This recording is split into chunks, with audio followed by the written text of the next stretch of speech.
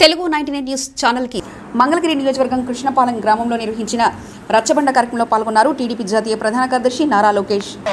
ఇప్పటికి చిన్న రాష్ట్రం అయ్యాం, ప్రాంతీయ విద్వేషాలు రెచ్చగొట్టడానికి నేను సిద్ధంగా లేను, అందుకే అమరావతికి సంపూర్ణ మద్దతు తెలుపుతున్నానని చెప్పాడు తల్లి. ముఖ్యమంత్రి, ఆనాటి ముఖ్యమంత్రి, ఇప్పుడు ప్రతిపక్ష నేత చంద్రబాబు నాయుడు గారు కూడా అమరావతి రాజధాని అన్నారు. ప్రధానమంత్రి నరేంద్ర మోడీ గారు ఇక్కడ వచ్చి శంకుస్థాపన కూడా చేశారు.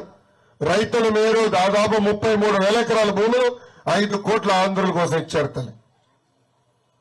ఆనాడు ఆల రామకృష్ణారెడ్డి గారు ఏం చెప్పారు తల్లి?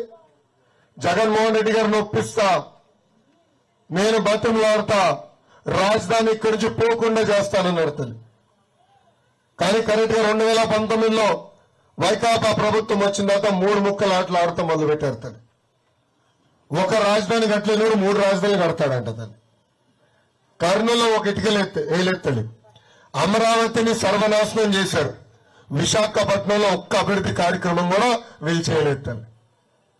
అమ్మా, 3 ముక్కల బిల్లకి మొదటి ఓటు వేసిన వ్యక్తి ఎవరో తెలుసా? మన శాసనసభ్యుడు కరకట్ట కమలాసన్ ఆళ్ల రామకృష్ణారెడ్డి గారు తల్లి.